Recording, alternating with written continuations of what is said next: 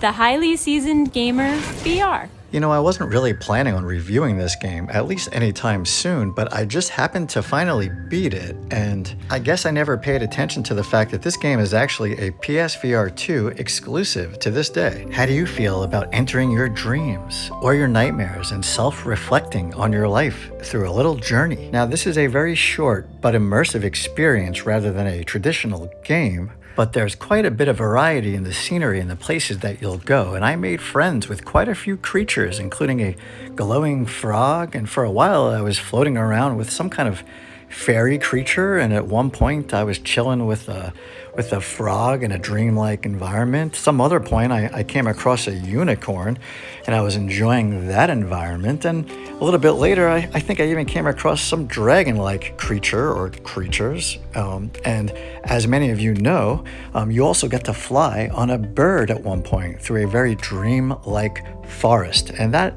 might be one of my favorite parts of the game. Now, I wanted to keep this review short so I didn't spoil too much for you, because the game is about 90 minutes long probably on your first try. You could spend 2 or 3 hours if you decide to do both the good and the bad karma paths, and you can reincarnate at the end of the game, and basically you're playing it twice, so that doubles the length of the game. I guess you could spend 5 to 10 hours if you were trying to 100% get the platinum trophy and find all 49 or 50 of the dream objects, but that's on you. If you enjoyed the game Pools in VR, then you'll definitely enjoy this, because they're both dreamy, they're both about the same length, and they're both meant to be played a few times so you can see everything. Now, if you don't like games like Pools or Paper Beast, for example, then I would probably stay away from this one, but if you do, you definitely want to check this one out. In some ways, it's like a really short version of the Midnight Walk. You can expect some very light, basic, easy puzzles, dreamy environments, some basic climbing sections, and there's even some telekinesis stuff going on. You know, visually some areas look a lot nicer than others, but overall they're very dreamy and pretty to look at. And the game itself claims to be focused on exploration, making choices, emotional self-reflection, music, dream worlds in a walking sim style with a karma system. I'm sure you can imagine how pretty some of these colors and stuff look in 3D when you're inside the headset. The music is also very whimsical and dreamlike, and although I eventually shut it off to use my own music, it goes really well with the game, and I definitely think you should keep it on for the first playthrough. It may be short, but the coolest thing is you're never going to see the same thing twice. The last thing I expected was to be walking through some city at night at one point. This game came out around November of 2024, and not that many people know about it, so I just thought maybe someone might be interested in checking this out, especially if it's on a deep sale. There's dream objects and gold and collectibles to find along the way, and the only reason I got stuck was I forgot that you can use telekinesis as well as just picking up items with your hands.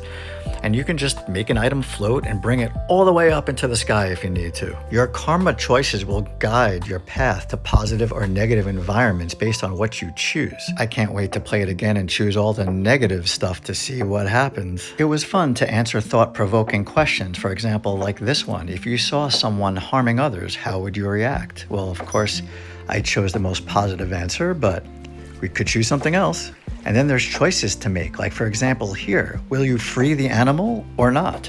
And of course I chose to free the animal, but I'd like to play again and choose the opposite and see where it takes me. I wouldn't say the game is blurry, but I do wish the game was a little bit clearer. It does run at 90 FPS though on base hardware, and it uses foveated rendering. Interestingly enough, this was one of the first PSVR2 games with a Pro patch, and that was designed with Pro enhancements in mind. Now, I heard the game ran better on the Pro even before there was a Pro patch, so overall the game will be better if you do have a PS5 Pro, but it's not necessary. I did notice some interesting head haptics and vibrations during the experience too, so they definitely took advantage of some of those things. The game is very linear, but you're expected to explore and take some time. You can find items behind things and stuff like that. I mean, if you wanted to run through the game and you already beat it a few times, you could probably beat the game in 45 minutes to an hour. if you do feel lost or stuck for some reason, you just look on the ground for some glowing arrows and they're going to guide you what direction to go. So you're not really going to get lost, and you can shut that feature off if you want, if you really want to explore on your own. I thought I was stuck and it was something so simple. So once I beat the game, I was really happy that I decided to go back and give it another chance. It's not for everybody, but it's pretty cool and you can only play it on PlayStation VR 2. So I'm going to give it a 6.9. It's not quite a 7, but almost. Thanks for coming by. Let me know if you played this or if you're thinking about playing this. And until next time, I'll see you in VR.